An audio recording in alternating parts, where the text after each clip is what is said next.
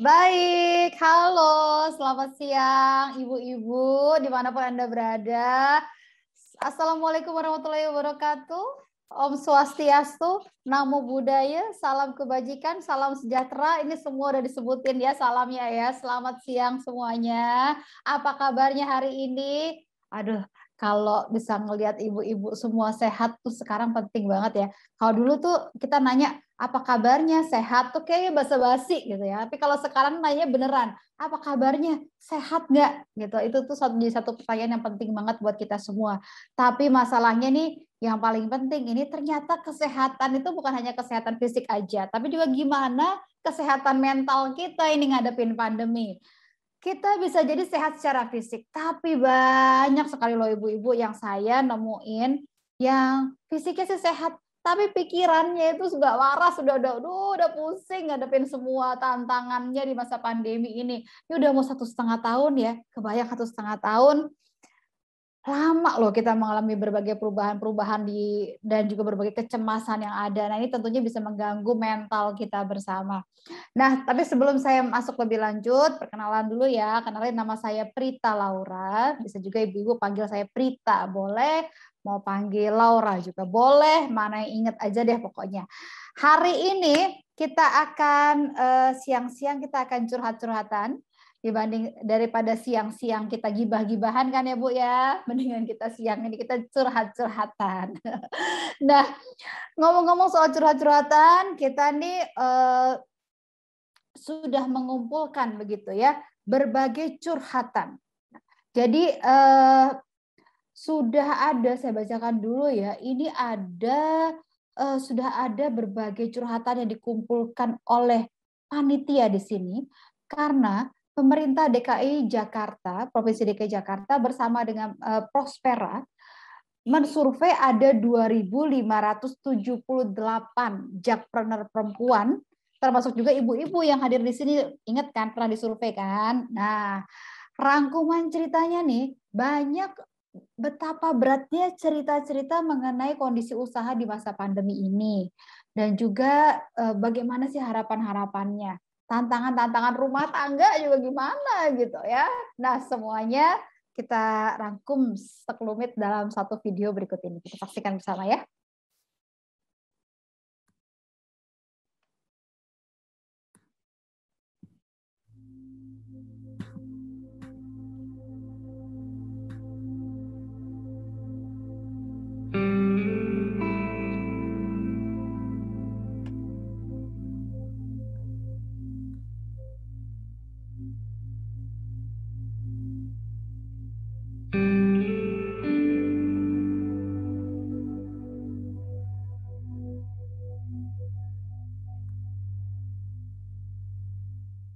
Sebelumnya saya warteg jualan nasi, lauk pauk. Dikarenakan ada pandemi ini bangkrut, terus beralih ke jualan telur sama jus. Kalau lagi jualan nasi, pendapatan alhamdulillah bisa mencapai di atas 1 juta. Itu udah bisa ketutup semua. Jualan nasi itu dari jam 10 mateng sampai jam 7 sore itu sudah selesai. Saking ramenya waktu itu saya lagi jualan nasi. Adanya pandemi ini sangat meresahkan lah buat saya mah Pak. Awalnya kita hidupnya ibaratnya jualannya laris. Setelah adanya pandemi ini ya pembeli juga nggak ada. Susah pokoknya Pak. Saya menerima jasa menjahit, terutama untuk jahit kebaya, terus gamis biasanya konsumen saya itu. Terus kalau selama pandemi ini saya menjahit masker.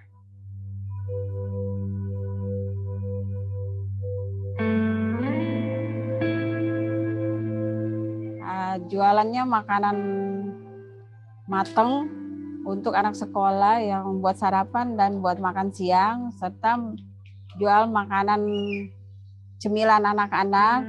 Jadi kalau untuk seharian dan ditambah di rumah sama di sekolah bisa dapat 1 juta itu bersih. Itu sebelum COVID. Setelah COVID ini usahanya merosot. menurun drastis karena untuk pembeli itu kurang sekarang. Sebelum COVID, saya mempunyai karyawan 5. Setelah COVID, kondisi usaha saya sangatlah miris. Saya harus mengalami kerugian yang sangat besar karena saya harus menyewa suatu tempat ya yang cukup luar biasa mahal dan dikondisikan tidak bisa untuk makan di tempat, sehingga omset saya menurun secara drastis ya, tidak seperti yang saya bayangkan. Saya harus menutup kafe saya. Sekarang dengan keterbatasan modal, saya harus berdagang di kaki lima.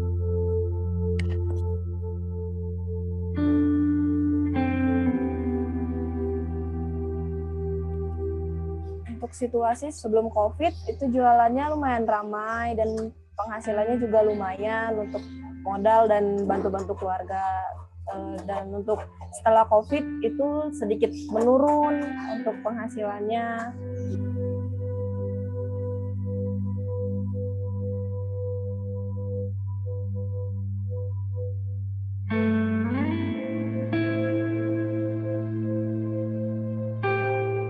Kalau bantuan sangat diperlukan, udah pasti dana ya, uang gitu. Terutama saya sih pengen ada lokasi usaha gitu, tidak untuk di sini, di tempat yang lain. Kalau di sini udah nggak bisa buat usaha, udah susah, udah sulit.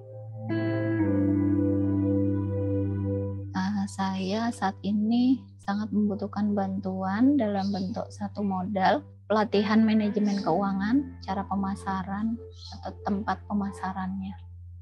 Untuk usaha saya perlu bantuan seperti modal dan sembako, tempat yang untuk dagang yang lebih pantas untuk saya untuk dagang biar mencari pelanggan yang lebih banyak lagi. Saya membutuhkan bantuan seperti pelatihan aja untuk meneruskan usaha agar usahanya terus berkembang dan untuk banyak gitu usahanya.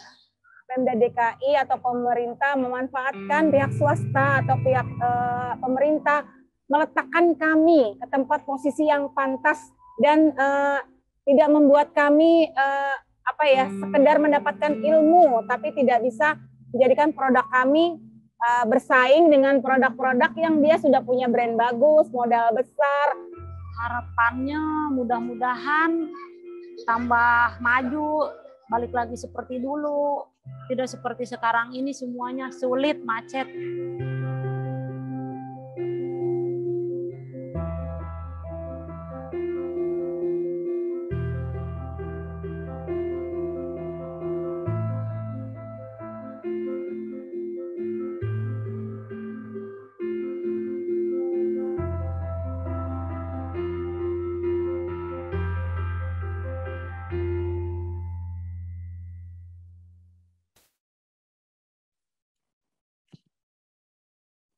Ya, itu tadi ibu-ibu curhatannya.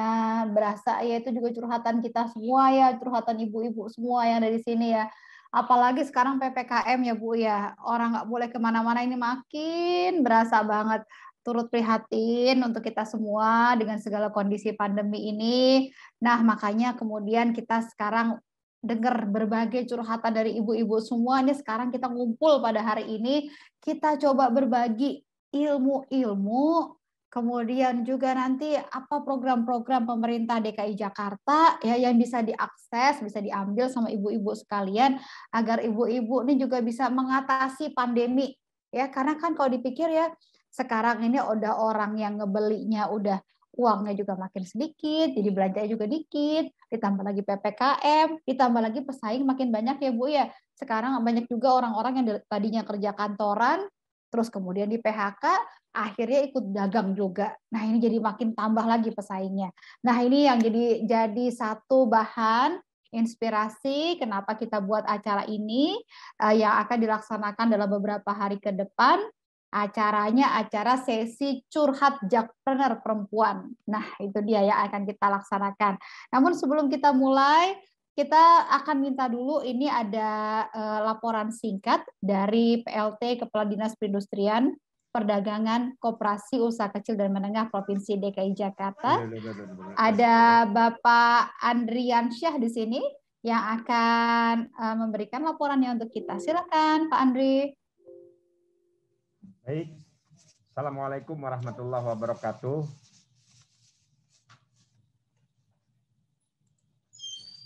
Waalaikumsalam Pak.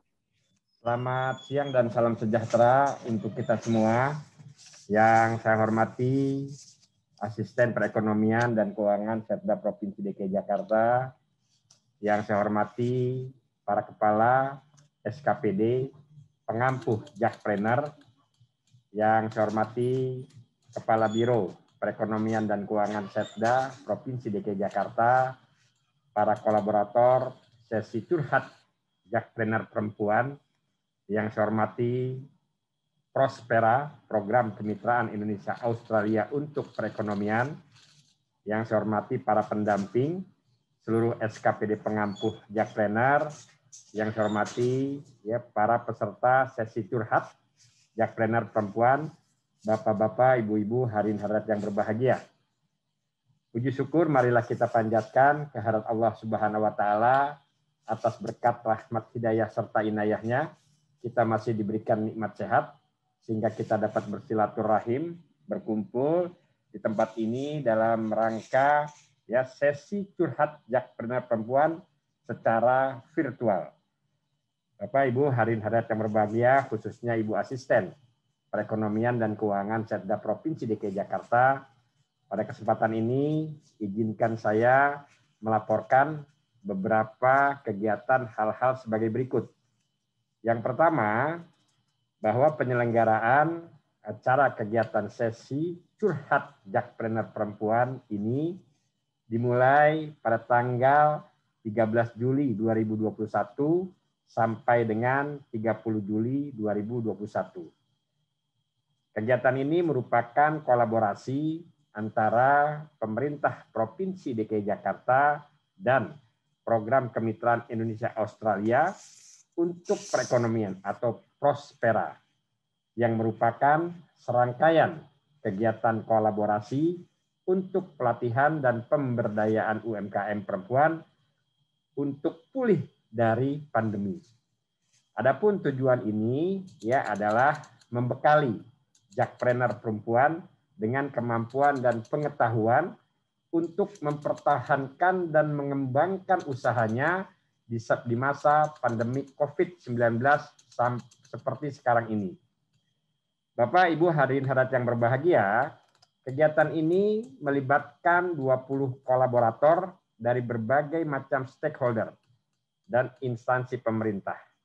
Seluruh rangkaian kegiatan sesi curhat Jakpreneur perempuan akan berlangsung secara online dengan menggunakan pertemuan virtual dengan menggunakan aplikasi Zoom Meeting dan aplikasi event management khususnya WOFA. Peserta yang sudah mendaftar pada kegiatan ini yaitu sebanyak 660 peserta dan merupakan perwakilan binaan Jakpreneur dari seluruh SKPD pengampuh Jakpreneur. Kami pada kesempatan ini juga mengucapkan terima kasih kepada Prospera dan juga para kolaborator dari seluruh stakeholder yang telah membantu sehingga kegiatan ini dapat terlaksana dengan baik. Demikian laporan yang saya sampaikan dalam kegiatan sesi curhat Jakpreneur perempuan. Selanjutnya, dengan penuh rasa hormat, saya mohon kesediaan Ibu Asisten Perekonomian dan Keuangan Provinsi DKI Jakarta berkenan memberikan sambutan dan membuka acara ini secara resmi. Lebih kurangnya mohon maaf. Wabillahi taufiq wal hidayah. Wassalamualaikum warahmatullahi wabarakatuh. Waalaikumsalam. Terima kasih banyak Pak Andriansyah sudah memberikan laporannya. Dan tadi seperti yang sudah disampaikan oleh Pak Andriansyah, langsung saja kita akan mendengarkan sambutan dalam sesi pembukaan kali ini yang akan disampaikan oleh Ibu Sri Haryati selaku Asisten Perekonomian dan Keuangan Sekretaris Daerah Provinsi DKI Jakarta. Silakan, saya persilakan Ibu Sri Haryati. Baik, terima kasih Bu Prita atas pengantarnya. Assalamualaikum warahmatullahi wabarakatuh. Selamat pagi, salam sejahtera bagi kita semua. Yang saya hormati pelaksana tugas Minister Konselor Bidang Perekonomian, Infrastruktur dan Investasi Kedutaan Besar Australia, Mr. Todd Dias. Thank you for your coming. Dan juga Senior Advisor Gender and Social Inclusion Tim Australia Indonesia Partnership for Economic Development atau Prospera, Miss Bimpika Sijapati Basnet. Terima kasih sudah hadir. Para undangan dan kolaborator pengisi acara yang berasal dari kementerian lembaga, yaitu Kementerian Perindustrian, Kementerian Koperasi dan UMKM, Direktorat Jenderal Pajak, Kementerian Keuangan, Kementerian Komunikasi dan Informatika, kemudian juga ada dari Badan Koordinasi Penanaman Modal dan Kementerian Investasi, dari Majelis Ulama Indonesia, Otoritas Jasa Keuangan Regional 1 DKI Jakarta dan Banten, dan juga partner kami, Kantor Perwakilan Bank Indonesia Provinsi DKI Jakarta, dan juga dari Balai Besar Pengawas Obat dan Makanan.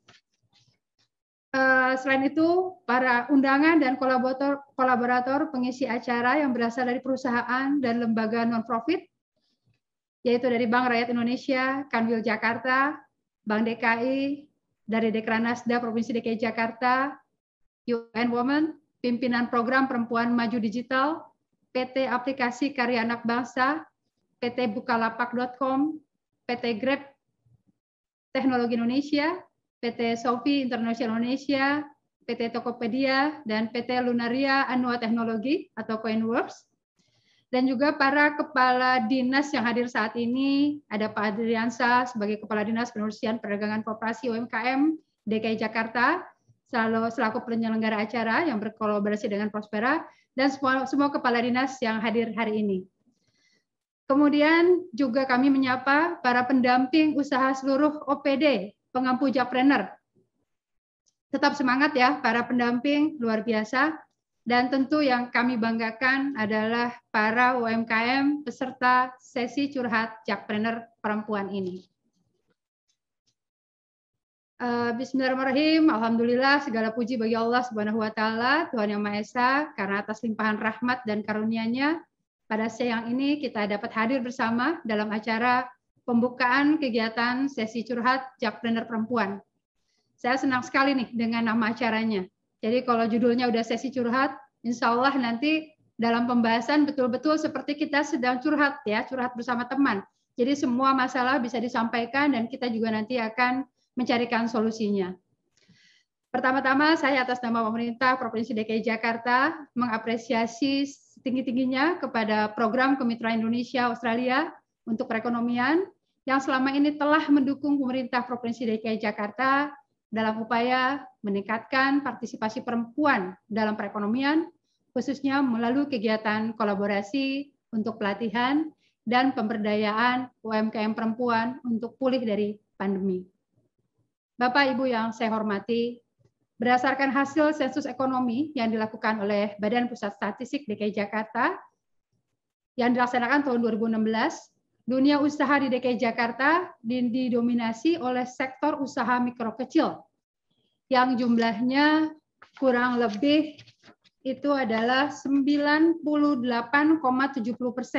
dari semua usaha yang ada di Jakarta. Artinya apa? Bahwa sektor UMKM ini adalah sektor yang sangat penting dan juga sangat berkontribusi pada perekonomian Jakarta. Dalam usaha ini, UMKM ini mampu menyerap tenaga kerja lebih dari 2,5 juta orang atau sekitar 35,07% dari total tenaga kerja di DKI Jakarta. Sehingga tadi seperti saya sampaikan, peran usaha mikro ini sangat penting dalam menggerakkan perekonomian khususnya di DKI Jakarta. Di sisi lain, perempuan juga memiliki peran penting dalam strategi sebagai penggerak perekonomian khususnya pada sektor usaha mikro. Berdasarkan sensus BPS juga secara umum, presentasi tenaga kerja usaha mikro yang berjenis kelamin perempuan sebesar 36,52%. Meskipun masih rendah dibandingkan dari laki-laki, saya kira persentase ini cukup tinggi, mengingat masih berlaku bahwa laki-laki dianggap sebagai pencari nafkah utama. Seiring dengan perkembangan, terjadi pergeseran peran perempuan dari peran-peran rumah tangga menjadi peran-peran yang lebih berorientasi pada masyarakat luas. Sehingga selain menjadikan sebagai kegiatan sampingan, tidak jarang pelaku UMKM perempuan kita juga memulai usaha untuk memperoleh tambahan pendapatan rumah tangga atau bahkan sebagai sumber pendapatan utama di dalam keluarganya. Bapak Ibu sekalian yang saya banggakan, sebagaimana kita ketahui bersama, pandemi COVID-19 ini memberikan tekanan yang luar biasa di segala kehidupan masyarakat secara global, tidak terkecuali di Indonesia dan di Jakarta. Pertumbuhan ekonomi Indonesia yang selalu tumbuh positif akhirnya terkoreksi di 2020 di mana terkontraksi menjadi minus 2,07% year on year, dan juga ini dialami oleh Jakarta di mana pertumbuhan ekonomi Jakarta di tahun 2020 mengalami kontraksi menjadi minus 2,36% year on year. Berbeda dengan kondisi pada saat krisis keuangan yang kita alami di tahun 98 dan 2008 di mana UMKM terbukti dapat bertahan. Kali ini UMKM merupakan sektor usaha yang juga paling terdampak, bahkan tidak sedikit yang terpaksa menutup usahanya akibat penyebaran akibat adanya pandemi COVID-19 ini, yang seperti tadi kita sudah dengar beberapa ibu-ibu UMKM yang menyampaikan membandingkan antara sebelum pandemi dan setelah pandemi. Dalam menjawab tantangan tersebut, Pemprov DKI Jakarta melalui program pengembangan kewirausahaan terpadu atau kita kenal dengan nama Jakpreneur sudah melakukan berbagai upaya pemulihan ekonomi khususnya bagi pelaku usaha UMKM, antara lain ya tadi salah satunya juga yang dimintakan pelatihan, jadi kami juga memang melakukan pelatihan soft skill maupun hard skill.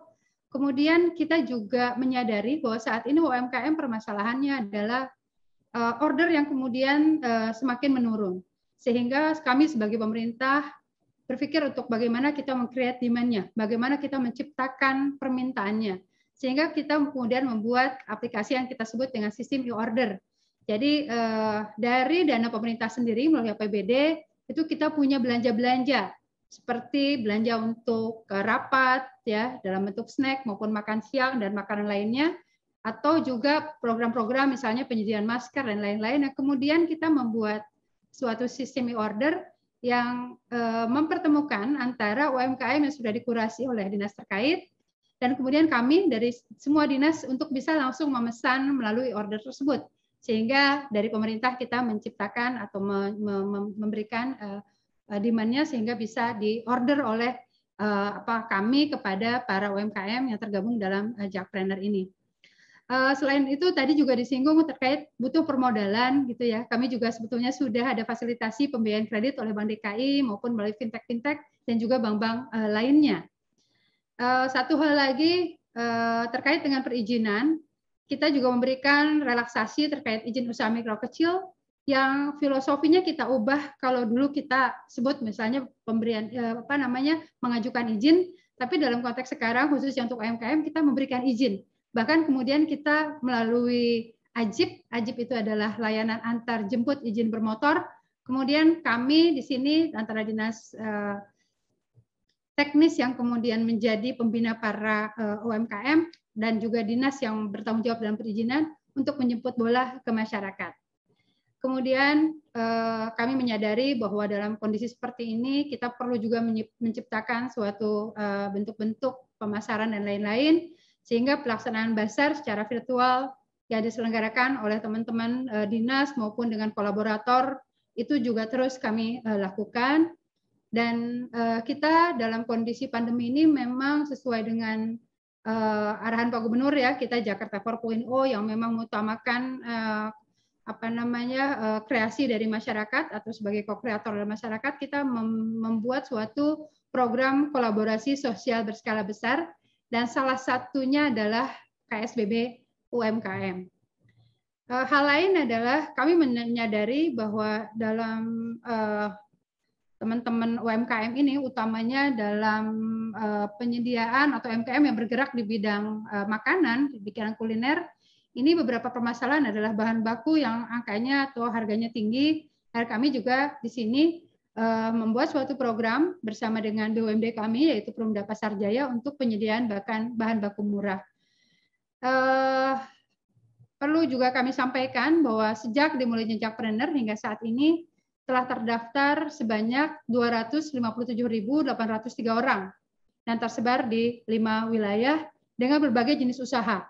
Jadi ada 5 yang utama. Yang pertama, 66,3% itu makanan dan minuman.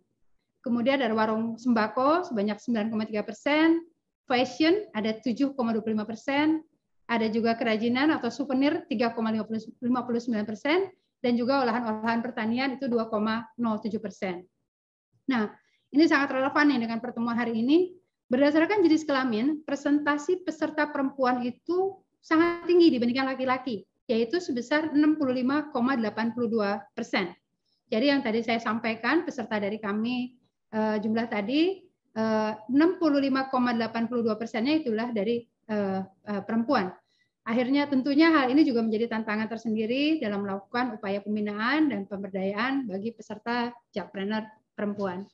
Bapak Ibu sekalian saya hormati, seperti yang saya sampaikan, arah pembangunan DKI Jakarta saat ini kita dorong untuk ke arah City 4.0, yaitu Collaborative City, di mana kami menyadari bahwa kami tidak bisa menjalankan semua penyelesaian terkait dengan masalah-masalah yang ada di DKI, kemudian membangun Jakarta sendiri secara sendiri dari Pemprov DKI Jakarta, dan kami juga menyadari bahwa peran semua, termasuk semua stakeholder, kolaborator, itu sangat kami perlukan, sehingga semua program-program dapat kita jalankan bersama-sama.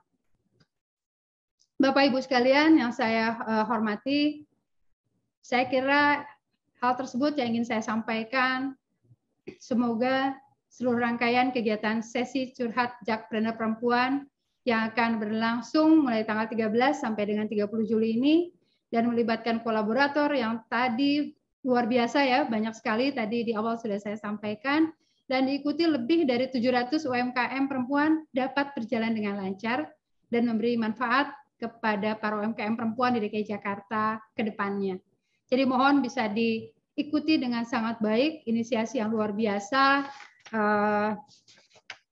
dari Prospera ini dan semua kolaborator yang hadir saat ini. Dan dengan mengucapkan Bismillahirrahmanirrahim, acara sesi curhat perempuan Jakpreneur dengan ini resmi saya buka.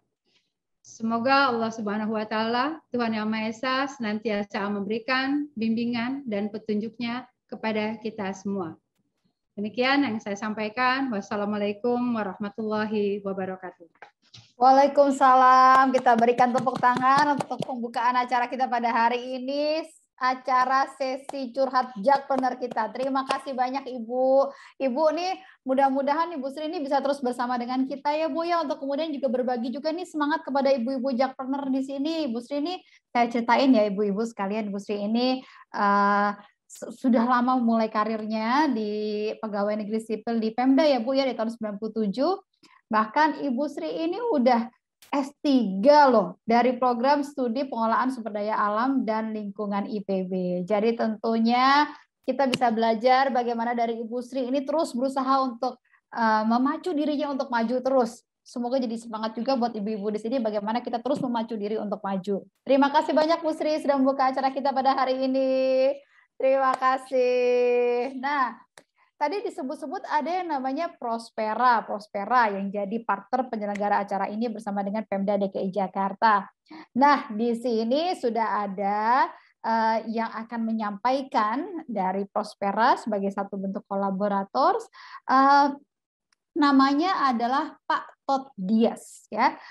Beliau orang warga negara asing, tapi katanya mau pakai bahasa Indonesia aja nanti katanya. Nah, jadi langsung saja saya akan undang Bapak Todd Dias yang sedang ditugaskan sebagai PLT, Minister Counselor di bidang ekonomi, investasi, dan infrastruktur di Kedutaan Besar Australia di Jakarta. Selamat datang Pak Todd, yang ini sudah mulai ada di Indonesia sejak Oktober 2019.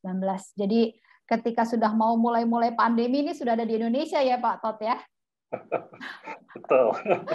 Baik, dan kemudian mengawal jalannya pandemi juga di Indonesia dengan segala dinamikanya. Silakan Pak Tot dengan pembukaannya. Terima kasih banyak Bu Prita atau Bu Laura, dan Assalamualaikum warahmatullahi wabarakatuh. Om Swastiastu, salam bajikan, dan selamat siang Bapak dan Ibu yang terhormat. Ya, memang saya orang asing, tapi saya akan coba berbahasa Indonesia. Saya mohon maaf atas semua kekurangan atau kesalahan bahasa saya.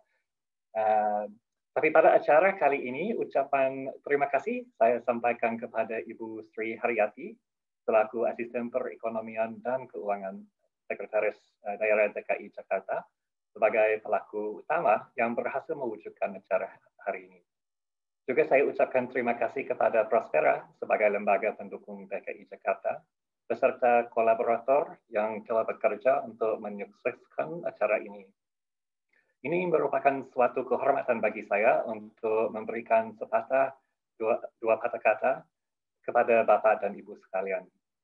Seperti yang kita ketahui, saat ini situasi genting COVID-19 yang melonjak telah meresahkan seluruh penjuru tanah air.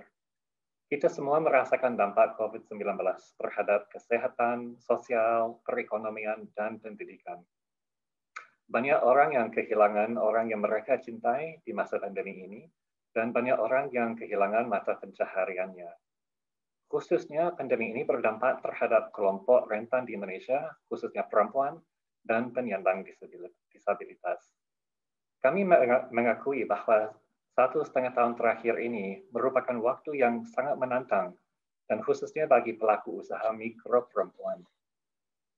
Kenaikan jumlah infeksi COVID-19 dan pembatasan sosial saat ini semakin menambah tantangan yang sudah dihadapi bisnis jauh sebelumnya. Dalam sebuah survei yang diselenggarakan oleh Prospera, Semeru, dan PBB terkait dampak COVID-19 terhadap perekonomian, 79% usaha mikro Indonesia dimiliki oleh perempuan mengalami dampak negatif yang lebih signifikan dibandingkan dengan pelaku usaha laki-laki. Hal ini diakibatkan oleh skala usaha dan modal yang dimiliki perempuan pada umumnya lebih kecil dibandingkan dengan laki-laki. Dampak pandemi ini menyebabkan ketidaksetaraan gender yang ditandai dengan kemerosotan ekonomi yang mempengaruhi usaha mikro khususnya di mana mayoritasnya pelaku usaha ini adalah perempuan. Selain itu, pandemi juga telah menempatkan perempuan dalam beban ganda sebagai pencari nafkah utama untuk keluarga. Sebagian besar perempuan memiliki tanggungan anak dan orang tua yang harus mereka tanggung di antara mendidik anak sekolah di rumah, serta tanggung jawab untuk menafkahi keluarga di tengah situasi sulit ini. Namun, dengan langkah reformasi yang tepat dan dukungan pembangunan yang berkelanjutan, perempuan dapat memainkan peran yang besar dalam pemulihan ekonomi. Dengan penguatan akses infrastruktur perekonomian yang tepat dan inisiatif untuk mempersiapkan perempuan dengan pengetahuan dan keterampilan, maka pelaku usaha perempuan dapat berperan dalam pemulihan ekonomi Indonesia. Dalam kesempatan kali ini, saya ingin berbagi dengan Bapak dan Ibu sekalian, kerjasama yang dilakukan oleh Australia dengan pemerintah Indonesia untuk mendukung usaha penanganan COVID-19 di Indonesia.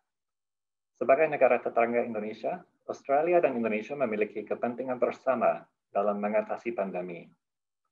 Program kemitraan kami bertujuan untuk mendukung efektivitas strategi penanganan COVID-19 pemerintah Indonesia yang sejalan dengan prioritas Indonesia yang ditetapkan oleh Komite Penanganan COVID-19 serta Pemulihan Ekonomi Nasional dan Rencana Pembangunan Jangka Menengah Nasional. Dalam strategi Partnerships for Recovery, respon pembangunan dari Australia mengakui bahwa Indonesia merupakan mitra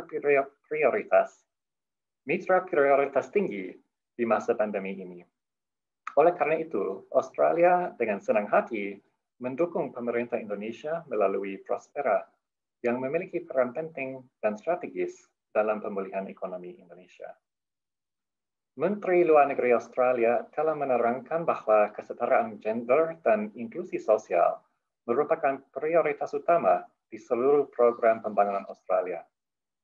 Mencapai kesetaraan gender dan inklusi sosial bagi anak, perempuan, dan penyandang disabilitas adalah prioritas utama untuk pemerintah Australia. Hal ini diakibatkan oleh dampak besar dari pandemi yang dialami oleh perempuan dan penyandang disabilitas. Sebagai usaha yang mewujudkan kesetaraan gender dan inklusi sosial melalui Prospera, pemerintah Australia mendukung pemerintah Indonesia di tingkat kementerian dan pemerintah provinsi, yang salah satunya memberikan masukan terkait pemulihan ekonomi dengan dimensi yang berdampak pada kesetaraan gender dan inklusi sosial. Selain itu, melalui program Investing in Women, inisiatif ini bertujuan untuk meningkatkan akses keuangan usaha kecil dan menengah perempuan di Asia Tenggara, termasuk Indonesia sebagai negara yang fokus, yang paling utama. Program Investing in Women ini juga telah meluncurkan RISE Fund, itu Responsive Interventions Supporting Entrepreneurs, yang mendukung UMKM pemerintah dengan memberikan modal dan bantuan darurat jangka pendek, serta meningkatkan investasi dengan menggunakan lensa berbasis gender untuk mendukung usaha perempuan dalam jangka panjang. Integrasi strategi kesetaraan gender dan inklusi sosial di program pembangunan ini adalah komitmen kami untuk terus mengadvokasi kesetaraan gender dan untuk mengidentifikasi peluang guna meningkatkan kesejahteraan dan kesetaraan bagi perempuan. Kami dengan senang hati mendukung inisiatif yang menyatukan pelaku usaha perempuan dengan menyediakan dukungan dan yang dibutuhkan. Juga senang melihat banyak kolaborator yang mendukung inisiatif kolektif ini, dari lembaga pemerintah hingga e-commerce, UN Women, bank, dan perusahaan fintech. Kami sangat berperan dalam menyatukan acara ini melalui Prospera dan berharap untuk terus dapat mendukung pemerintah DKI Jakarta, semua kolaborator, dan yang terpenting adalah pelaku usaha perempuan. Saya berharap jakpreneur perempuan 3 minggu ke depan ini dapat membekali ibu-ibu sekalian dengan keterampilan dan pengetahuan yang bermanfaat guna menghadapi tekanan perekonomian di pandemi ini. Menjadi semangat yang luar biasa apabila Expo ini dapat dilanjutkan di dalam dan di luar Jakarta. Melalui sambutan ini, saya mengucapkan terima kasih dan selamat berdiskusi, tetap sehat selalu, dan semoga sukses. Assalamualaikum warahmatullahi wabarakatuh. Om Shanti Om. Terima kasih. Terima kasih banyak. Wow, tepuk tangan dong kita ini. Terima kasih banyak Pak Todias yang sudah ikut berbagi bersama kita di pembukaan, dan terlebih lagi terima kasih sudah mengusahakan pakai bahasa Indonesia dan kita mengerti dengan jelas, clear semuanya. Terima kasih Pak Todias, terima kasih banyak. Nah, sekarang pembukaan sudah selesai, saatnya kita masuk ke sesi curhat. Curhat ya ibu-ibu, bukan gibah ya, curhat. Nah, siapa yang mau berbagi curhatannya pada hari ini? Kita akan dengerin ini curhatan, saya kenalin ya, boleh tolong dibuka langsung videonya. Namanya Mbak Asri Murtaminingsih. Kita panggil Mbak Asri ya. Halo Mbak Asri. Ya, halo Mbak Prita. Halo Mbak Asri. Mbak Asri ini satu wanita yang luar biasa, jakpreneur yang aktif mengikuti berbagai kegiatan program jakpreneur, semangat belajarnya luar biasa pokoknya. Nah, Mbak Asri ini punya usaha jahitan. Tadi kita sempat lihat ya di video ya, punya usaha jahitan, tapi gara-gara pandemi si COVID ini ya Mbak Asri, aduh ini bikin usaha jahitannya jadi kacau. Terus kemudian akhirnya sekarang Mbak Asri beralih ke jualan makanan.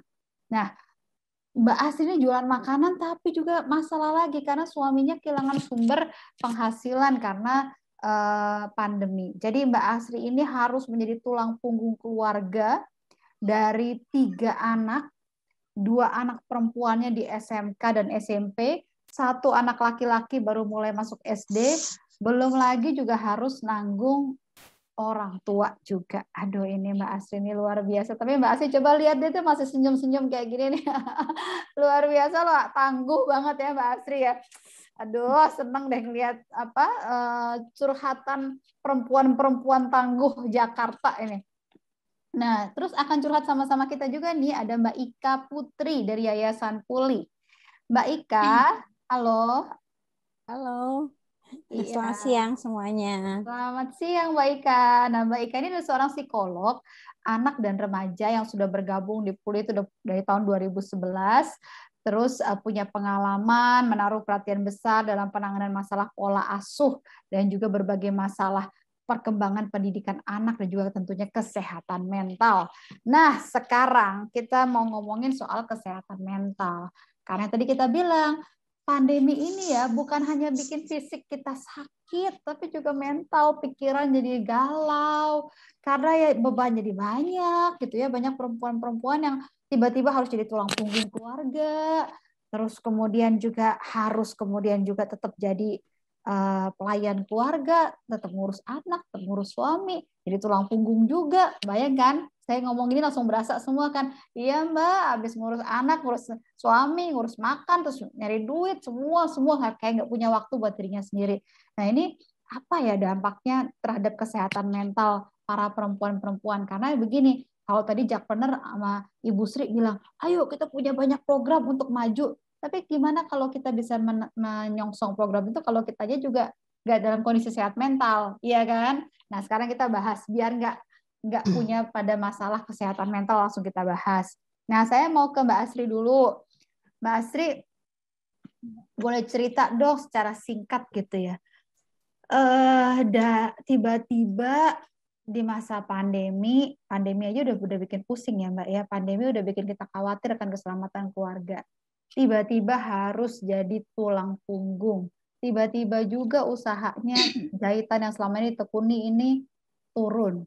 Harus ganti usaha yang baru. Gimana tuh Mbak ngalamin semua itu, ceritanya gimana dan bagaimana Mbak tuh bisa bertahan dan senyum kayak gini? Gimana Mbak? Iya Mbak, kalau saya sih pertama saya berserah diri aja sama Allah ya. Terus kemudian saya banyak beristighfar, terus sama suami berkomunikasi gitu ya. Kalau ada apa-apa kita saling berdiskusi gitu. Ada apa-apa kita langsung bicarain. Terus kemudian alhamdulillah juga di keluarga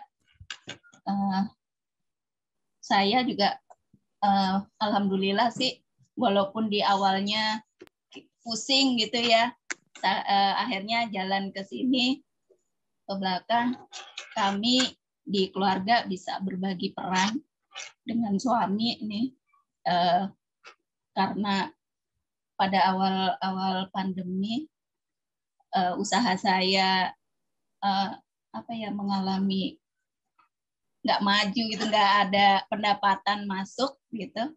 Usahanya penjahitnya gimana Mbak? Boleh ceritain nggak usahanya dulu seperti apa?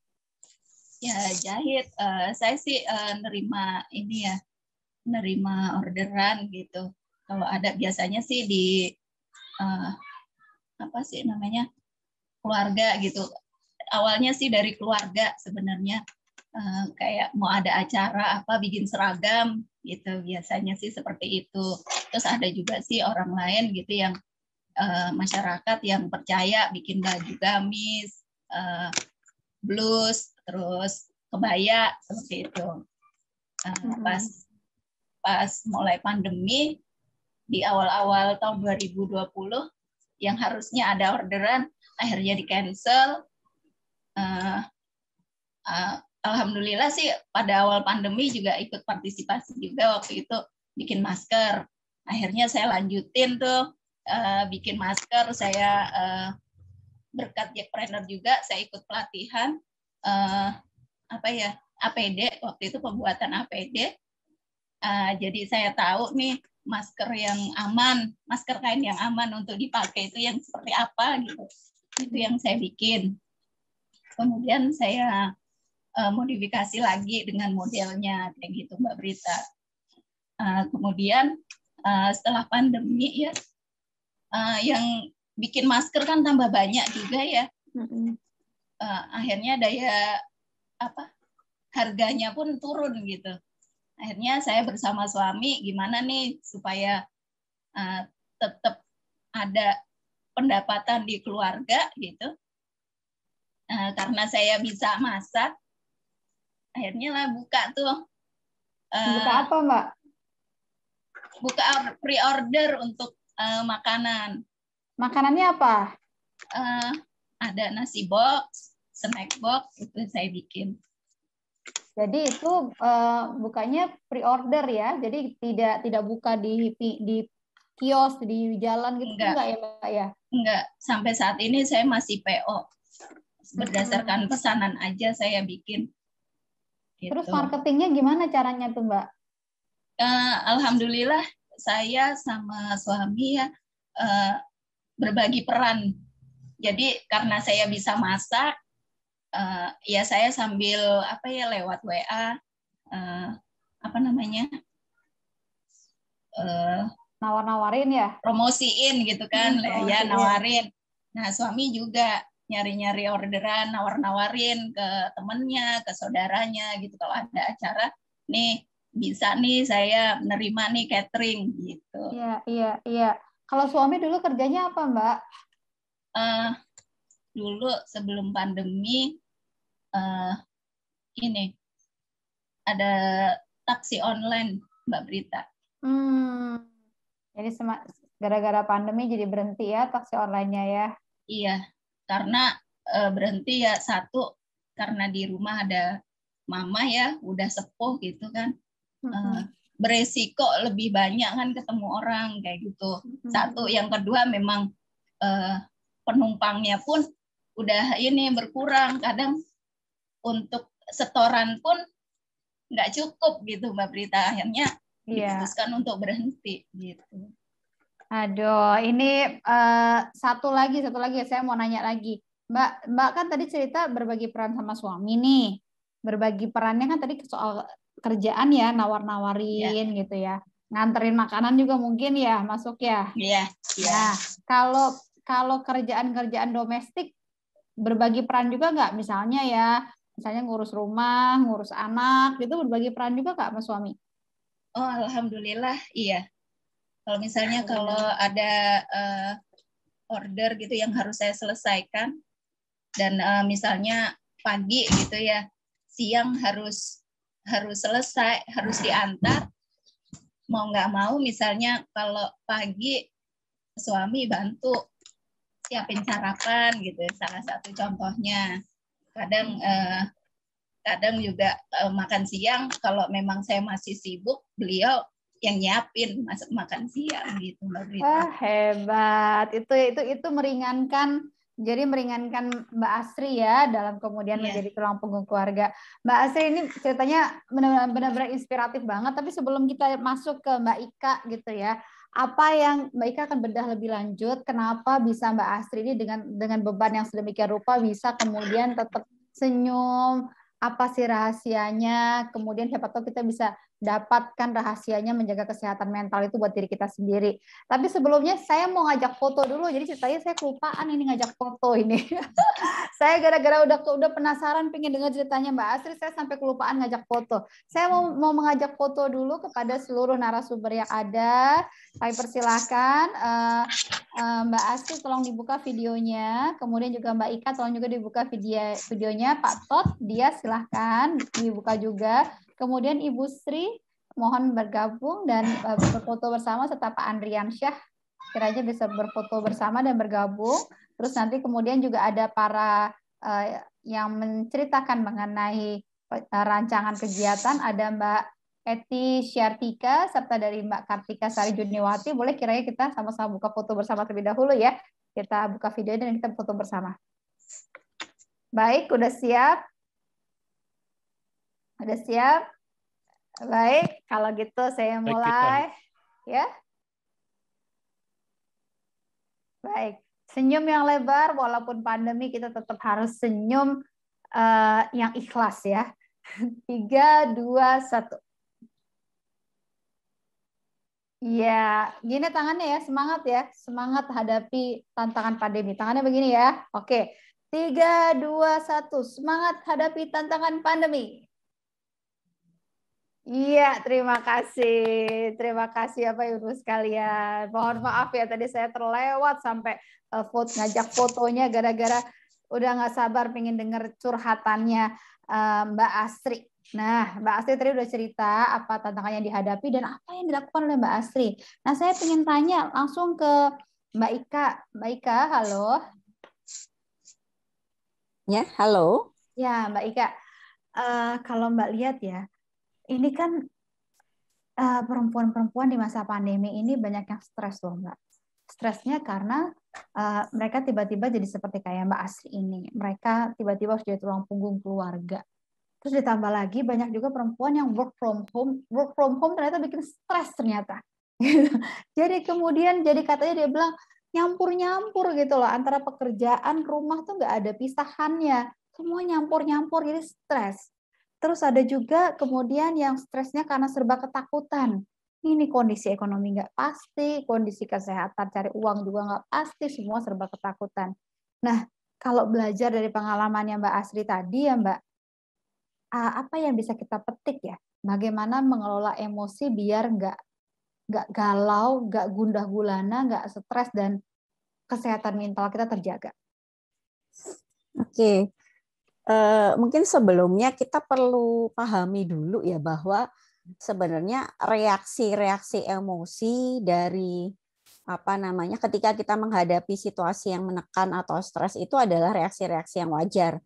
Jadi apalagi di dalam kondisi pandemi ini memang kondisi yang membuat kita semua gitu ya, apalagi perempuan gitu ya, memang berada dalam situasi yang menekan atau penuh tekanan. Mulai dari tadi Mbak Prita juga sudah sampaikan gitu ya. Pandeminya sendiri itu juga kan menakutkan, mencemaskan gitu ya dengan takut tertular atau terpapar tadi gitu ya. Kemudian juga belum lagi ketika adanya perubahan-perubahan situasi atau kondisi ekonomi karena memang kesulitan gitu ya di masa pandemi. Kehilangan pekerjaan gitu ya, kemudian kalau tadi Mbak Asri kan cerita bahwa akhirnya dia yang memang bisa dibilang menjadi pencari penghasilan yang bisa dibilang tulang punggung gitu ya, jadi harus totalitas tadinya saling mengimbangi gitu ya antara penghasilan suami gitu ya atau mungkin melengkapi, tetapi sekarang bukan melengkapi lagi judulnya tapi memang sudah totalitas gitu. Itu tentunya menambah beban. Belum lagi gitu ya semua dilakukan di rumah. Ketika semua orang beraktivitas di rumah, oke, di satu sisi happy gitu ya semua kumpul di rumah. Tapi di sisi lain menjadi apalagi kalau ini ya perempuan-perempuan ini yang juga bekerja gitu seringkali tidak adanya batasan gitu ya antara pekerjaan domestiknya dengan pekerjaannya gitu ya, usahanya atau pekerjaan kantornya gitu. Jadi semuanya nyampur gitu ya, saling tumpang tindih dan menjadi beban gitu. Kita sebutnya kadang-kadang kita bisa istilahkan sebagai beban ganda perempuan.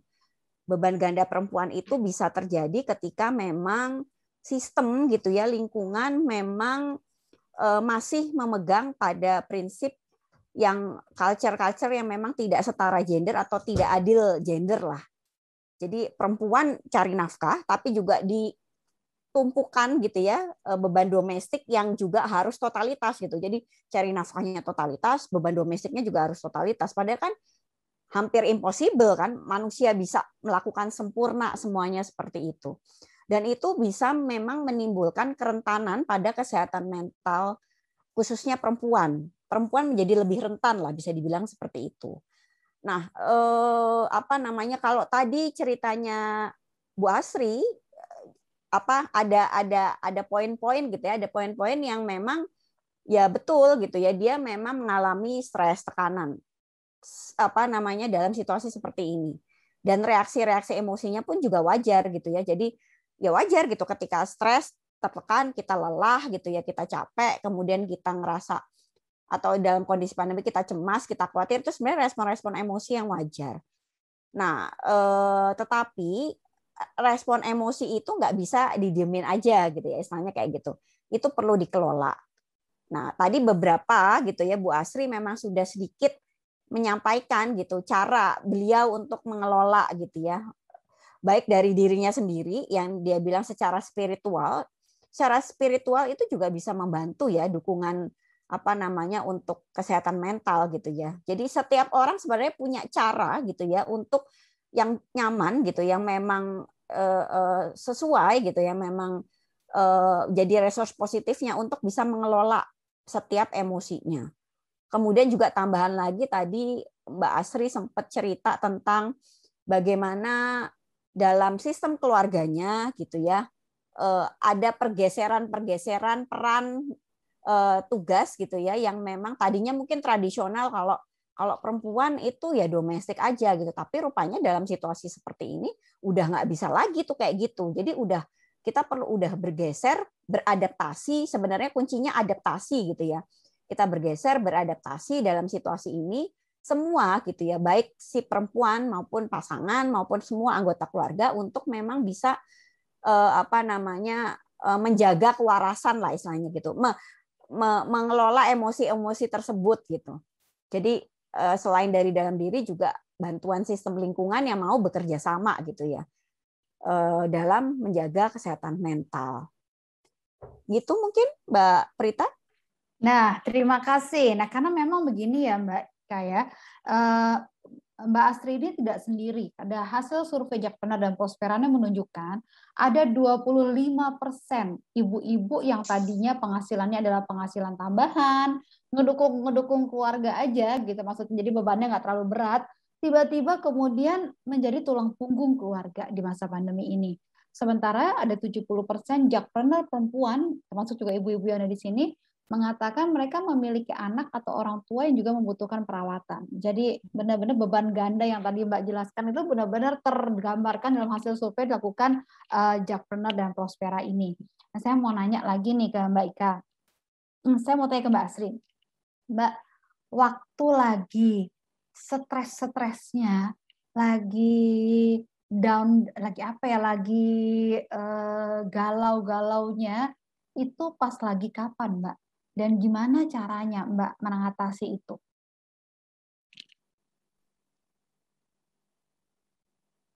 Masih di mute, Mbak? Oh iya, karena apa ya, anak saya yang besar ya, 2 itu udah besar ya, mereka kalau selama pandemik ini belajar Mas udah ini, tapi kalau pas stresnya itu, kalau pas lagi ada misalnya pesanan yang harus diselesaikan, padahal misalnya kalau anak lagi kayak kemarin contohnya gitu ya, baru mulai sekolah PJJ, anak saya yang kecil baru masuk SD gitu, itu harus didampingi Zoom, padahal saya harus menyelesaikan pesanan gitu. Jadi itu yang benar-benar luar biasa buat kita, apa ya, sangat ini apa kayak stres gitulah, dan harus berpikir jernih nih, bagaimana nih, mana yang harus saya duluin nih, selesaiin pesanan atau anak nih. Akhirnya saya ambil ini, saya tetap menyelesaikan pesanan. Saya karena suami juga sedang ada pekerjaan ya, akhirnya kakaknya yang tertua walaupun dia lagi Zoom juga, akhirnya bisa mendampingi sambil ibunya juga sambil ngerjain pesanan sambil mendengarkan juga sih gitu. Yang paling bikin waktu down itu ya kalau lagi bertabrakan kemauan anak, kemauan apa, harus menyelesaikan pesanan, itu yang bikin ini Mbak Prita. Nah itu Mbak, kan saya juga banyak dengar curhatan ibu-ibu ya, anak-anak ini kan karena udah jenuh juga ya, PJJ gitu ya, sekolah di rumah, ini banyak ulahnya juga ya, Nah, banyak kemudian ibu-ibu yang menjadikan anak ini jadi sasaran emosinya gitu. Nah, itu godaan dan tekanan seperti itu sempat mampir ke Mbak juga nggak? Aduh, ini anak-anak ini nggak ngertiin banget sih gitu. Iya, pasti Mbak. Ternyata punya anak 3 itu walaupun sama ibunya gitu ya, ternyata karakternya itu berbeda-beda Mbak Prita. Yang pertama seperti anak saya itu yang pertama banyak diem dan nggak banyak bicara. Terus kalau yang kedua itu luar biasa, anaknya supel, pandai bergaul, udah gitu banyak banget temennya. Baru di rumah sebentar udah ada yang panggil, ayo main, ayo main. Itu yang benar-benar harus luar biasa saya ini ya, karena kebetulan saat ini saya berada di zona berisiko tinggi penularan COVID, Mbak Prita. Jadi kalau dalam hal menjaga anak supaya nggak keluar rumah itu luar biasa untuk anak yang kedua ini, Mbak Prita. Terus Mbak Asri, apa yang Mbak Asri lakuin untuk jaga anak-anak tetap di rumah, tetap jaga emosi, sementara juga mesti kerja buat ngasih makan keluarga semua dan orang tua. Apa yang Mbak lakuin pada saat-saat seperti itu, Mbak? Nenanginnya gimana? Kalau ini sih biasanya saya bersama keluarga ya, anak-anak gitu. Ini sih suka bercanda gitu ya. Suka bercanda, suka ini apa sih yang ini saling bercerita kayak gitu. Terus kemudian karena sekarang zamannya ini ya harus pakai internet, ya mau nggak mau saya harus siapin pulsa gitu buat biaya lagi ya Mbak ya. Iya betul, itu yang ini sih sebenarnya pulsa data itu harus ada untuk memancing anak nggak keluar rumah gitu. Iya. Belum lagi ngadepin anak yang main game mulu mungkin ya Bu ya. Satunya ya. Itu perhatian banget untuk anak saya yang ketiga, kebetulan itu laki-laki gitu ya. Baru berumur 7 tahun yang perlu banget pendampingan, nggak bisa kita biarin megang gadget lama-lama gitu Mbak Prita. Baik. Nah Mbak Ika bisa kasih saran nggak Mbak dalam situasi pandemi seperti ini dengan beban ganda yang sedemikian rupa yang tadi digambarkan dengan jelas dalam kehidupan keseharian dari Mbak Asri, gimana baiknya kita mengelola itu ya Mbak ya? Iya, oke. Ya, terima kasih Mbak Asri sharingnya. Memang yang dialami Mbak Asri itu juga dialami kebanyakan perempuan ya, seperti yang tadi Mbak Brita juga ini survei gitu ya, bahwa tugas domestik kan juga salah satunya merawat ya, mengasuh, mendidik, membimbing gitu ya. Kalau anak-anak di sekolah kita lumayan lah ya gitu. Jadi mereka pagi ke sekolah sampai siang atau sore gitu ya, kita artinya bisa dititip ya di sekolah untuk pengawasan dan sebagainya, dan mereka punya aktivitas. Tapi sementara ketika masa pandemi menjadi itu terbatas gitu, semuanya di rumah gitu ya. Jadi kita lihat sehari-harinya gitu ya.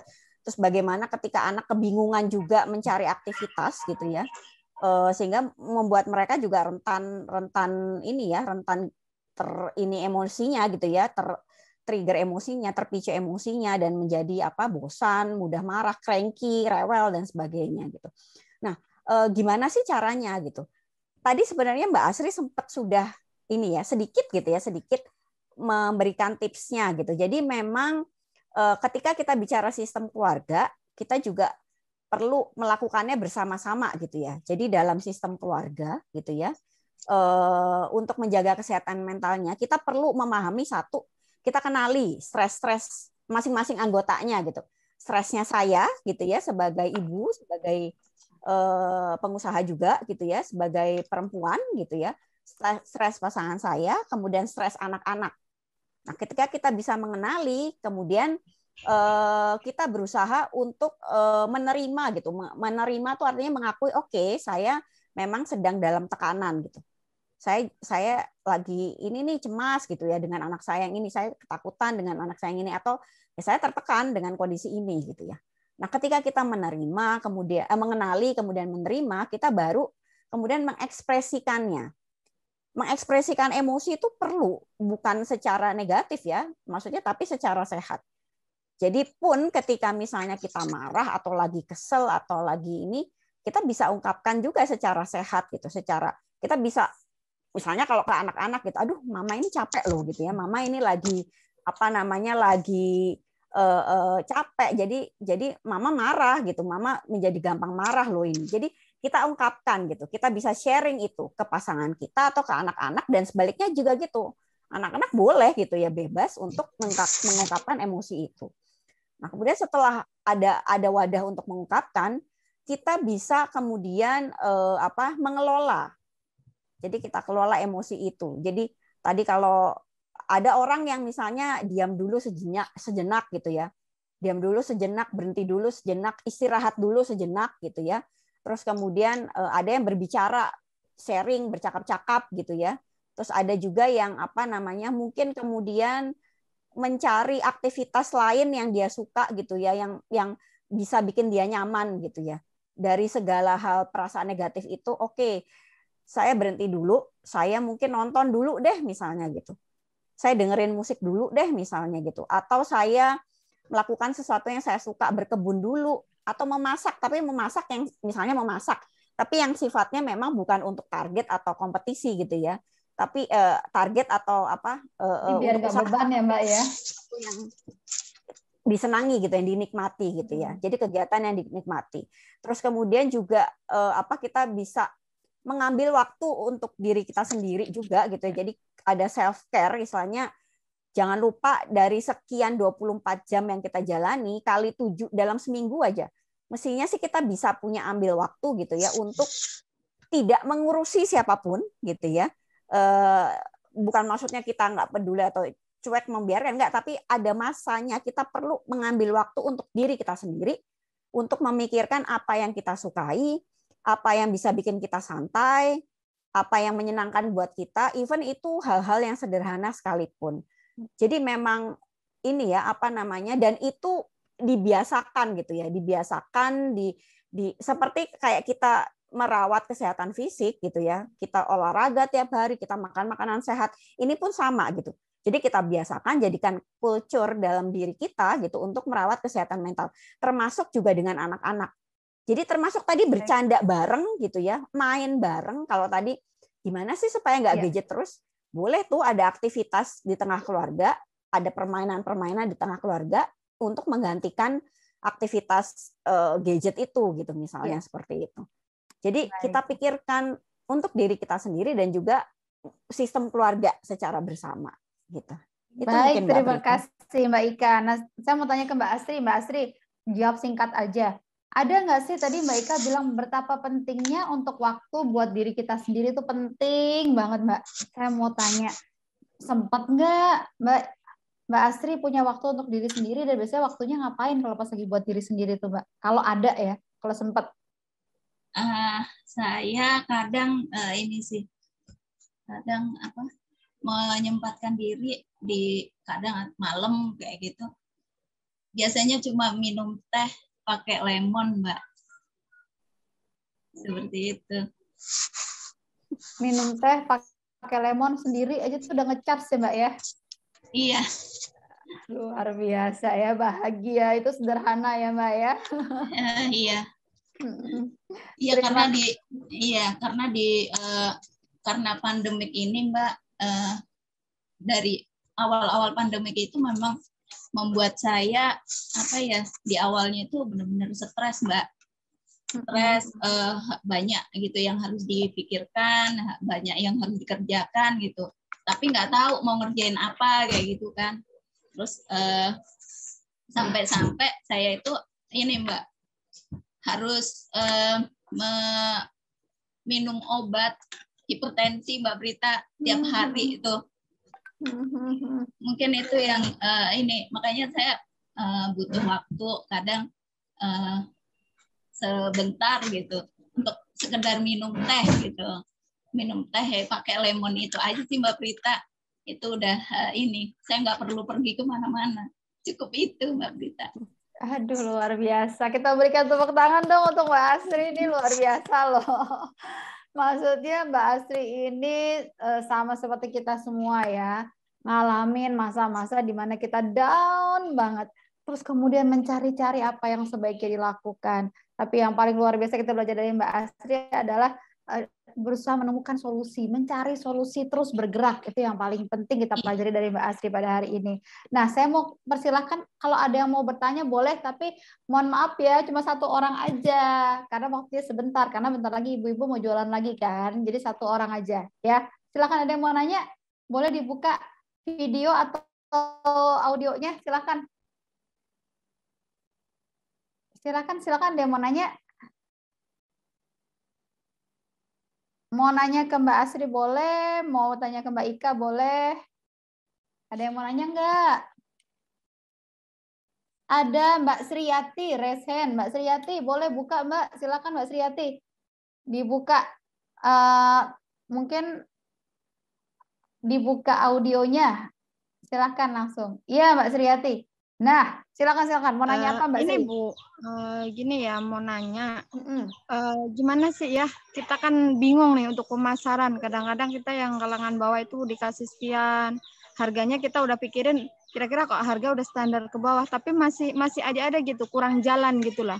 Gimana ya biar kita jualan itu untuk kalangan bawah, karena sendiri kan tinggal di kalangan bawah ya, bukan di atas, di tengah atau ke atas, enggak, saya di bawah.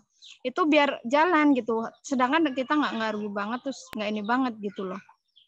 Itu aja sih Bu, tolong. Baik Mbak Sriyati ya. Saya mau tanya ke Mbak Asri. Mbak Asri mungkin punya pengalaman Mbak Asri buat netapin harga gimana ya Mbak Asri ya? Biar laku, karena kan sekarang kan kondisinya orang-orang juga pada susah kan. Ibaratnya daya beli, uang buat belanja, uang buat jajannya itu lagi dikit gitu. Gimana Mbak Asri, boleh berbagi gimana caranya kira-kira Mbak Asri nentuin harga buat pembelajaran kepada Bu Sriyati? Kalau saya sih biasanya apa ya, kalau mau nurunin harga nggak mungkin Mbak. Paling ya apa ya, mengurangi apa, komposisi juga nggak mungkin, karena itu nanti bisa merusak pasaran kita sendiri. Bisa dengan misalnya bikin apa sih, diskon gitu, misalnya udah beli berapa nih saya kasih diskon atau bonus, seperti itu sih salah satunya. Karena saya juga pernah mengalami itu kemahalan lah, tolonglah diturunin lagi harganya. Aduh mohon maaf nggak bisa, karena memang bahan-bahannya pun kita misalnya karena pakai yang bagus, kan harganya juga mungkin lebih tinggi. Jadi ya mohon maaf, paling ya kasih solusinya seperti itu, dikasih bonus atau diskon kayak seperti itu sih Mbak Prita. Biasanya saya seperti itu. Baik. Itu ya Bu, nanti untuk masalah pemasaran, nanti di hari-hari berikutnya ada lagi Bu, bagaimana cara nentuin harga pemasaran yang paling tepat. Nanti akan ada, jadi Bu Sriyati jangan ketinggalan ya, sesinya nanti akan dibahas tuntas nanti. Untuk sekarang kita lagi bahas kesehatan mental dulu. Nah sekarang kita udah sampai di akhir curhat-curhatan kita, saya akan langsung kepada minta Mbak Ika. Mbak Ika, boleh nggak Mbak Ika kasih 3 hal ya, 3 hal biar ibu-ibu ini gampang ingatnya. 3 hal bagaimana caranya menjaga kesehatan mental di tengah pandemi ini, karena kita masih belum tahu kan ini kan pandeminya sampai berapa lama. Silakan Mbak Ika. Oke. Pertama, menyesuaikan diri dengan segala tekanan-tekanan atau situasi yang berubah. Termasuk di dalamnya bisa menyesuaikan peran dengan anggota keluarga gitu ya contohnya. Yang kedua, kita perlu mengenali ketika kita berada dalam kondisi yang memang rasa-rasanya butuh bantuan gitu ya. Kondisi kesehatan mental yang memang sedang tidak sehat lah gitu ya. Jadi maksudnya ketika kita sudah mulai ngerasa kalau ini kok saya jadi gampang marah ya, terus sensitif ya gitu ya, emosional ya, misalnya kayak gitu-gitu. Jadi itu perlu kita kenali. Nah, ketika sudah mengenali, maka kita perlu minta bantuan. Atau kalau bisa kelola sendiri, silahkan kelola sendiri dengan apa tadi, dengan cara self-care, gitu ya, teknik relaksasi dan sebagainya. Tetapi kalau sebenarnya setiap orang pasti butuh bantuan, butuh terhubung dengan orang lain. Sehingga memang ketika sudah mengenali dan ketika kita tidak cukup hanya dengan ini kita sendiri, kita perlu minta bantuan dalam artian tanda kutip kita perlu untuk cari gitu ya orang yang bisa kita percaya untuk curhat gitu ya, untuk sharing lah, entah itu pasangan kita mungkin dari keluarga terdekat dulu gitu ya, pasangan kita gitu ya, atau misalnya ada saudara gitu ya dalam lingkaran kita yang kita bisa percaya, atau teman yang bisa kita percaya gitu ya, yang kita bisa percaya itu yang tidak menilai dan menghakimi ketika kita berhadapan dengan dia gitu ya, tidak mudah menilai dan menghakimi situasi kita. Kemudian juga yang bisa kita percaya itu yang bisa memvalidasi emosi atau bisa menerima emosi kita. Jadi oh ya oke, nggak apa-apa kamu ngerasain gitu karena itu wajar gitu. Jadi bukan yang kenapa sih kamu stres, nggak boleh lo stres. Padahal kan stres wajar dalam situasi seperti ini gitu. Nah, itu mungkin tiga tips yang bisa diberikan gitu ya. Jadi kalau memang kita rasa nggak bisa nih udah diri sendiri, ya udah kita memang mesti sharing, mesti cari bantuan gitu. Nanti kalau misalnya lebih dalam lagi persoalannya, memang kita perlu minta bantuan profesional. Gitu. Iya, terima kasih Mbak Ika. Nah itu dia ya. Jangan kita mesti pinter-pinter cari teman curhat ibu-ibu. Jangan sampai kita curhat sama orang yang malah bikin kita makin stres. Ya gara-gara dia menghakimi kita, ih kok ngerasa kayak gitu, ih kamu gimana, terus kemudian kamu harus begini dong, harus begitu. Nah, hal-hal ideal dipaksakan ke dalam kondisi kita tuh juga malah bikin beban ya. Apalagi jangan sampai kita curhat sama orang yang hobinya gibah ya. Jadi kalau dia aja udah sering gibahin orang, jadi jangan sampai curhat sama dia Ibu, karena pasti dia akan gibahin kita juga gitu ya, salah satu caranya ya. Nah, saya mau minta Mbak Asri boleh nggak sedikit aja kasih tips kepada teman-teman di sini gimana caranya untuk supaya menjaga kesehatan mental. Mbak Asri, boleh ya Mbak Asri? 3 Mbak Asri. Kalau saya sih yang pertama bersyukur dengan bersyukur, ikhlas dalam menjalani kehidupan ini ya, apalagi walaupun dalam keadaan pandemi, Tuhan itu pasti ada rencana tersendiri, pasti ada manfaatnya untuk kita gitu. Terus apalagi ya, itu aja sih Mbak, bersyukur, ikhlas, menerima, itu aja sih Mbak kalau saya sih. Terus jangan patah semangat untuk selalu berusaha. Iya. Terima kasih loh Mbak Asri. Mbak Asri sudah berbagi kekuatan sama kita, sudah mengingatkan kita ya. Bukan mengingatkan ibu-ibu, mengingatkan saya juga untuk terus bersyukur, terus ikhlas, terus beriman, dan terus berharap bahwa Tuhan itu baik. Ya, Tuhan pasti akan rawat hidup kita. Terima kasih. Kita berikan tepuk tangan dong untuk Mbak Asri dan juga Mbak Ika. Gimana curhat kita hari ini? Enak kan curhat di sini kan? Kita bisa saling berasa gitu ya. Nanti ibu-ibu juga boleh loh nanti cerita juga. Aduh saya ngalamin kayak gini gitu. Nanti ada banyak sesi-sesi yang ibu bisa ikut cerita di sana, ikut curhat ya. Nah sebenarnya kayak gimana sih acara kita ini? Nah saya akan undang ini nih. Ada Ibu Eti Syartika, Sekretaris Dinas PPK UKM, yang akan menjelaskan sama kita mengenai rangkaian acara dan juga ada booth-nya. Jadi walaupun virtual nih ibu-ibu, ternyata ada booth-nya secara virtual. Keren ya? Kayak gimana sih? Yuk kita undang langsung. Ibu Eti silahkan.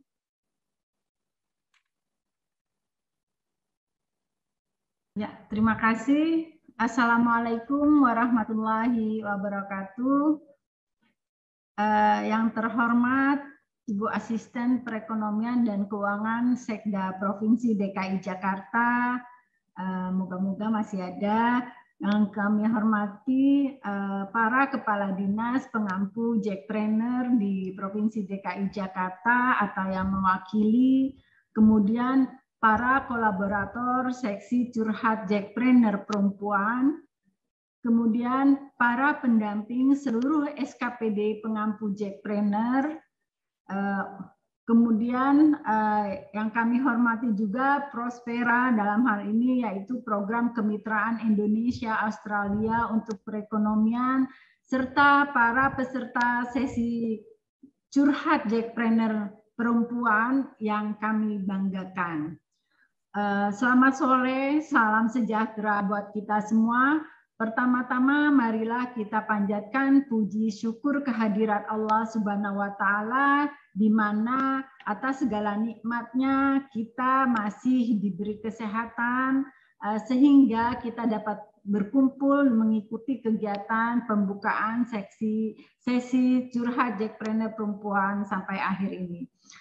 Ada beberapa hal yang perlu saya sampaikan dalam rangkaian acara kegiatan. Yang pertama adalah seksi curhat Jackpreneur perempuan adalah suatu kegiatan yang diharapkan dapat membekali Jackpreneur perempuan dengan kemampuan dan pengetahuan untuk mempertahankan dan mengembangkan usahanya di masa pandemi COVID-19 seperti sekarang ini. Kegiatan ini merupakan kolaborasi antara pemerintah Provinsi DKI Jakarta dan program kemitraan Indonesia Australia untuk perekonomian atau Prospera yang merupakan serangkaian kegiatan kolaborasi untuk pelatihan dan pemberdayaan UMKM perempuan untuk pulih dari pandemi.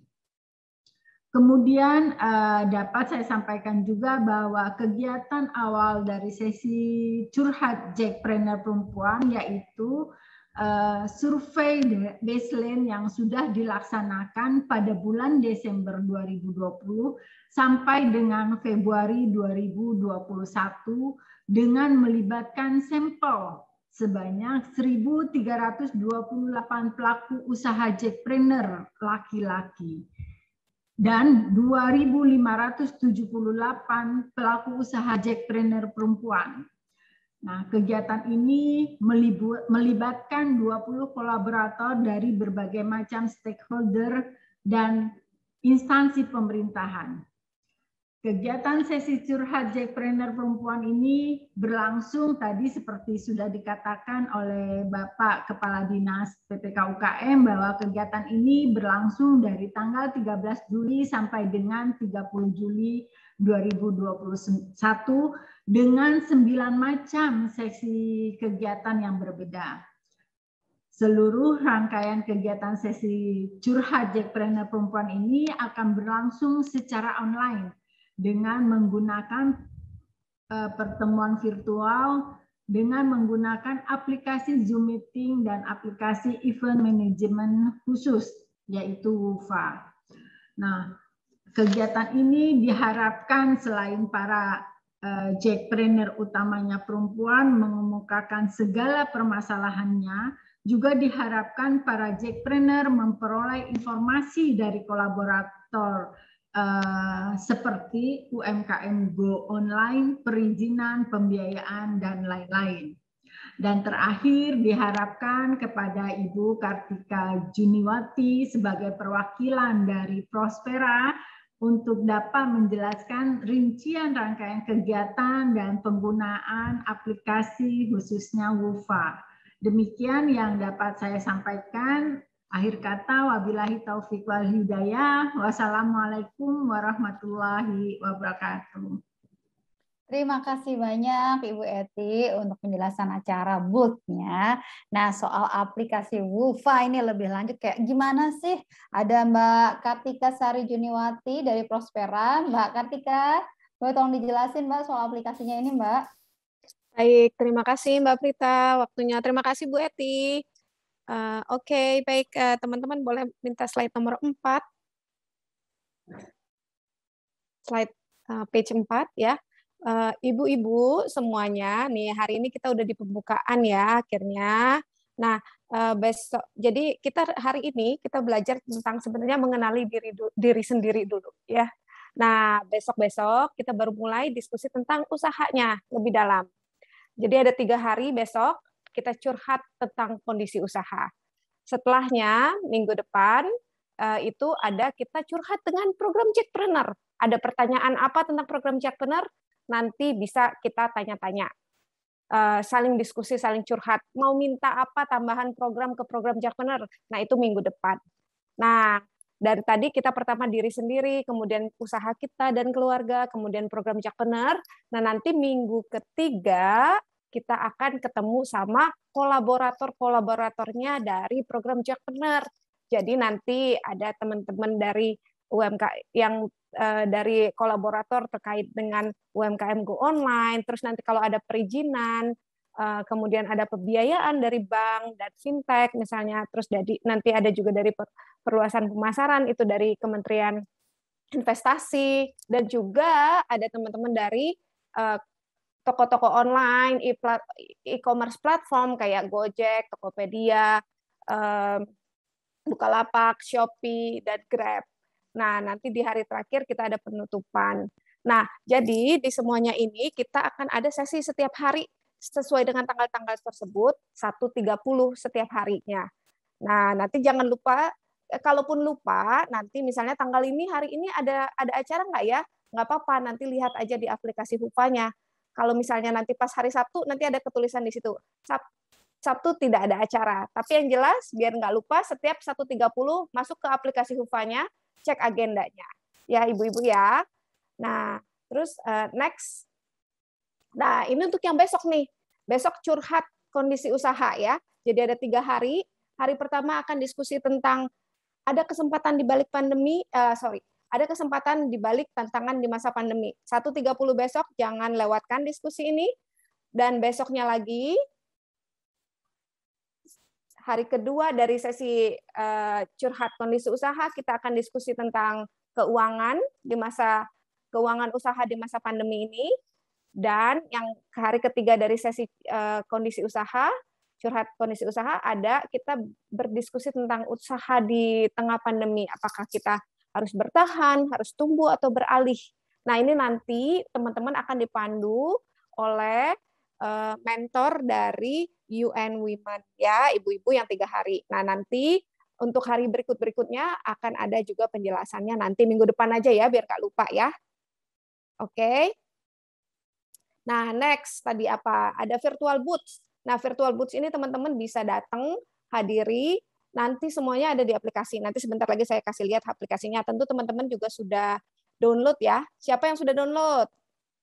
Yang sudah download aplikasinya siapa saja? Nah, nanti sudah lihat ya, udah ada virtual booth-nya banyak tuh. Ada e-commerce, tadi yang saya sebutkan, ada bank. Nah, bisa ngapain sih di sini? Nah, nanti bisa di sini ada perwakilan-perwakilan dari lembaga-lembaga tersebut.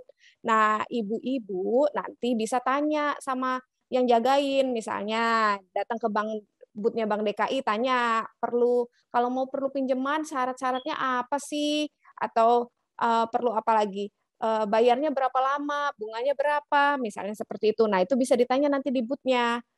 Ya, ibu-ibu ya, itu virtual booth-nya. Nah, semuanya ada di aplikasi yang kita pakai namanya Hufa. Jadi masuk di aplikasinya baru bisa akses semuanya. Next. Nah, ini apa kita lihat? Oh, ini update-nya yang ada di Hufa nih, teman-teman yang sekarang ya. Yang teman-teman yang ada di Hufa ada hari ini per hari ini, tapi ini bukan D-2 sebenarnya. D-2 hari H-2 jam tadi ya, 2 jam tadi kita udah lihat ada 776 yang sudah daftar di acara ini, dan ada sekitar 500 yang sudah download aplikasi Hufanya. Nah, di aplikasi Hufa itu bisa ngapain?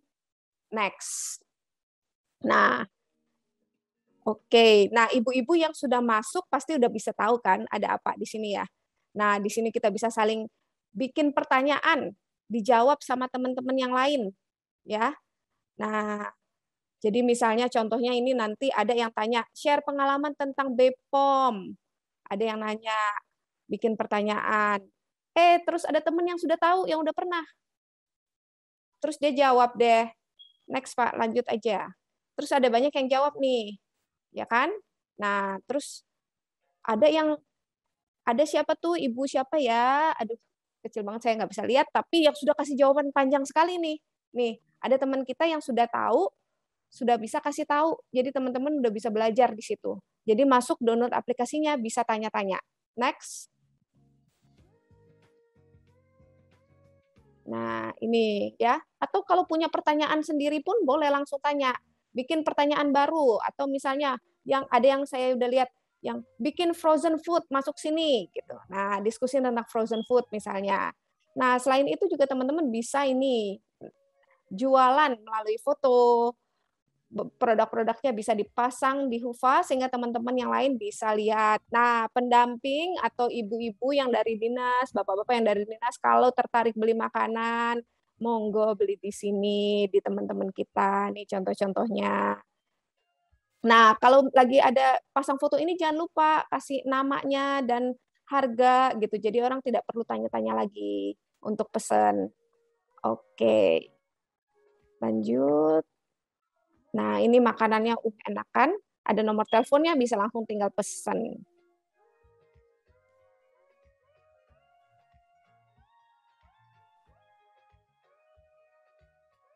Nah, selanjutnya ada apa lagi? Nah, tadi ini yang kita mau lihat. Ini booth-nya semuanya ya, virtual booth yang tadi kita sebut virtual booth. Nah, ada e-commerce.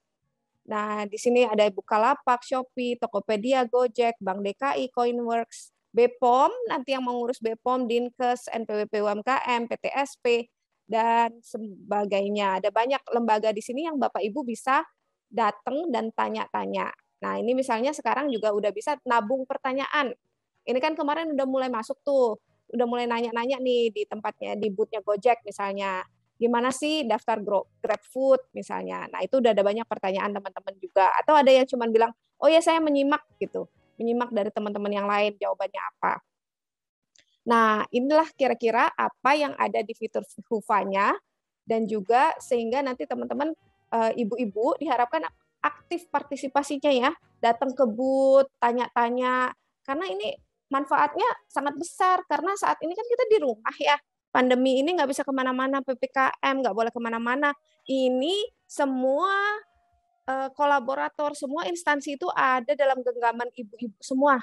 Mau tanya apa tinggal tanya, tinggal kontak, tinggal chat ya, ibu-ibu ya.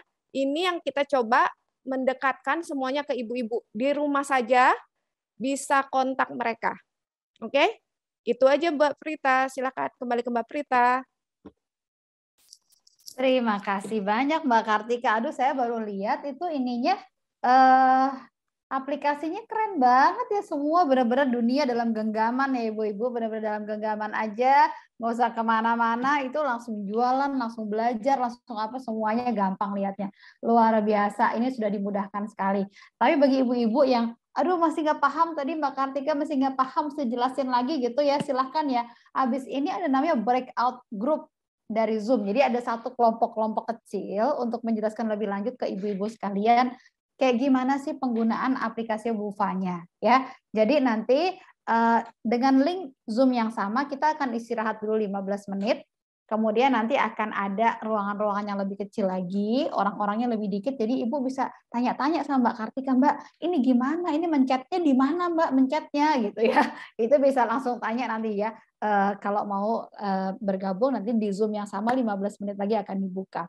Ya, jadi keterangan mengenai aplikasi Hufa tadi juga sekaligus menutup sesi curhat kita kali ini. Senang sekali, ini satu curhat yang membangun kalau menurut saya ya. Saya dengar curhatannya tadi dari Mbak Asri, kemudian juga bagaimana ilmu yang diberikan oleh Mbak Ika, semuanya itu aplikatif ya, maksudnya aplikatif itu artinya bisa dijalanin sama kita semua. Dan itu terasa dekat sama kita semua bahwa oh ini caranya gitu ya, kita ngalamin juga hal yang sama, caranya gimana keluar. Yang penting ibu-ibu sekalian, tadi kalau saya nangkep dari apa yang dibilang sama Mbak Asri adalah penting untuk kita ikhlas dan bersyukur di masa-masa pandemi ini.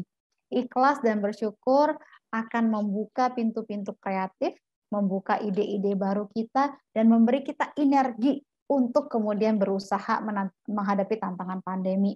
Kemudian juga perlu juga untuk kemudian kita mensiasati tantangan dengan cara kita berbagi peran bersama dengan keluarga, bersama dengan anak-anak, bersama dengan suami, Dan kemudian juga penting banget adalah tadi kita memiliki waktu untuk diri kita sendiri buat nge-charge ibu-ibu sekalian, buat nge-charge. Kalau tadi Ibu Asri caranya dengan ngetes sambil pakai lemon, ibu yang lain mungkin bisa, saya nonton sinetron Mbak, ya nggak apa-apa gitu ya. Saya doa Mbak, nggak apa-apa. Saya gibah Mbak, jangan gitu. saya ininya dengan ini Mbak apa misalnya ngeliatin orang lewat Mbak, ya nggak apa-apa, asal pakai masker gitu ya. Pokoknya kita punya waktu buat diri kita sendiri. Terima kasih, semangat terus untuk ibu-ibu sekalian, semua yang ada di sini semangat. Kita semua bisa, wanita-wanita Indonesia tangguh, kita akan bisa menjadi pemenang-pemenang di masa pandemi ini. Semangat! Assalamualaikum warahmatullahi wabarakatuh. Sampai ketemu. Terima kasih. Saya Prita undur diri ya. Semangat semuanya ya. Terima kasih.